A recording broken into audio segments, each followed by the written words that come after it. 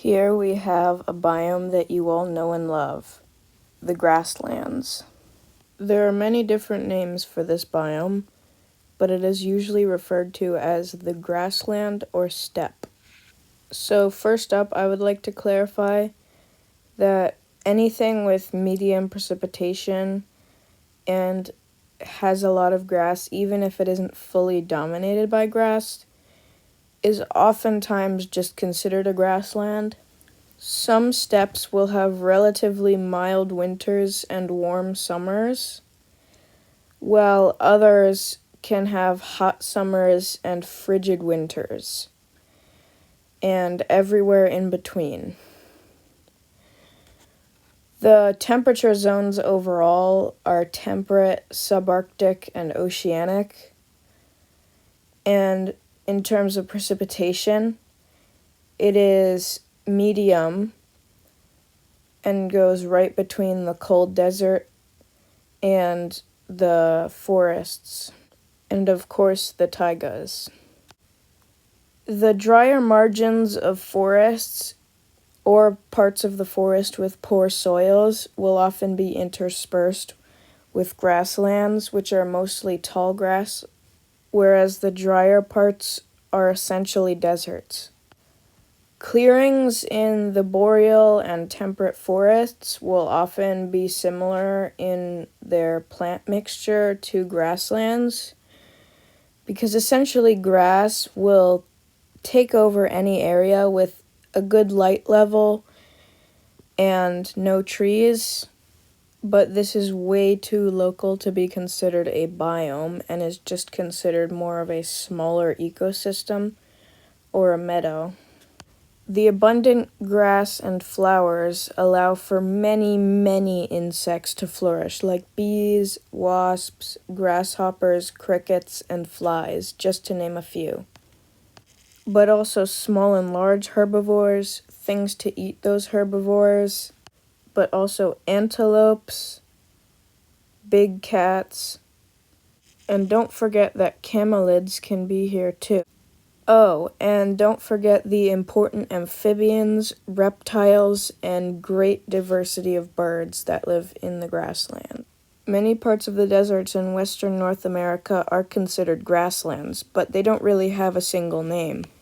In the English-speaking parts of North America, grasslands are called prairies. In the Andes, it is called altiplano. In Patagonia, it is referred to as the Patagonian steppe or desert. The largest grassland in the world is the Eurasian steppe, but this is divided into many different regions. The steppe actually blurs into the Gobi Desert, the Central Asian Desert, the Persian Desert, and Tibet. The naming diversity for the steppe is just as large as the steppe itself. In the highland areas of South Africa, it is called veld. In other parts of Africa, there may exist highland areas that blur into the savanna that can be considered grasslands. In some southeastern parts of Australia, there may be isolated pockets of grassland in the alpine regions. And the Southern Alps in New Zealand create a rain shadow that is in some cases strong enough to create isolated pockets of grassland. And here you can see that there are steppes and grasslands in the isolated temperate, continental, and subarctic parts of the world. Here you can see the different types of grassland. So there's regular grassland, semi-arid steppe, which is like Mongolia or the shortgrass prairie, alpine grassland, which is like the Altiplano or Tibet.